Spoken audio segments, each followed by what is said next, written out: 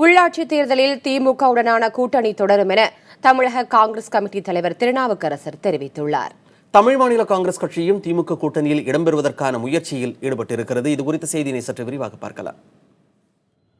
கடந்த சட்டப்பேரவை தேர்தலின் போது திமுக கூட்டணியில் காங்கிரஸ் கட்சி இணைந்தபோது காங்கிரஸ் கட்சியில் இருந்து வெகு தூரம் தமாக வந்துவிட்டதாகவும் காங்கிரஸ் இருக்கும் கூட்டணியில் தமாக இருக்காது என்றும் வாசன் கூறியிருந்தார். இந்த சூழலில் ஜி.கே. வாசன் திமுக பொருளாளர் மு.க. ஸ்டாலினை அவரது இல்லத்தில் சந்தித்து பேசினார். பின்னர் செய்தியாளர்களிடம் பேசிய வாசன், கட்சிகளிடையே ஒருமித்த கருத்துக்கள் ஏற்பட்டால் கூட்டணி ஏற்படும் என்றார். உள்ளாட்சி தேர்தல் என்றால்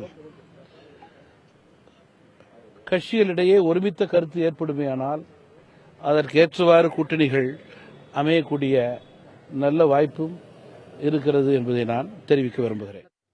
வாசன் ஸ்டாலின் சந்திப்பு நடந்த ஒரு மணி நேரத்திற்குள் திமுக தலைவர் கருணாநிதியை தமிழ்நாடு காங்கிரஸ் கமிட்டி தலைவர் திருநாவுக்கரசர் சந்தித்து ஆலோசனை நடத்தினார். பின்னர் செய்தியாளரிடம் பேசிய திருநாவுக்கரசர், திமுக காங்கிரஸ் கூட்டணி உள்ளாட்சி தேர்தலிலும் தொடரும் என்றார்.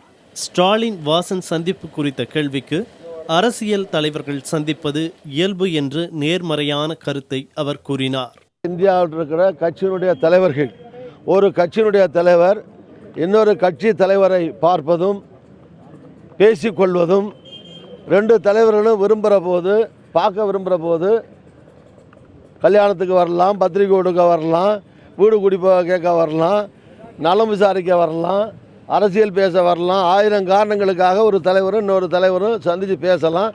அது அரசியலில் நாகரிகமானது. தமாக வருகையை காங்கிரஸ் எதிர்க்கவில்லை என்றே அரசியல் நோக்கர்களால் பார்க்கப்படுகிறது. சந்திப்பு நடந்த ஒரு மணி நேரத்திற்குள் செய்தியாளர்களை சந்தித்த வாசன், வெளிப்படையாகவே திமுக கூட்டணியில் தமாக இணையும் என்று தெரிவித்திருக்கிறார். கடந்த சட்டமன்ற தேர்தலில் 1% வாக்குகளை கூட பெறாத தமாகவில் இருந்து பீட்டர் அல்போன்ஸ், எஸ்.ஆர். பாலசுப்ரமணியன் உள்ளிட்ட தலைவர்கள் விலகினர். இதனால் தமாக திமுகவுடன் இணையும் முடிவை எடுத்துள்ளதாக கூறுகிறார்கள் அரசியல் நோக்கர்கள்.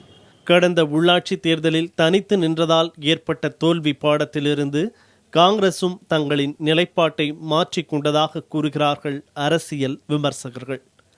புதிய தலைமுறைக்காக ரமேஷ்.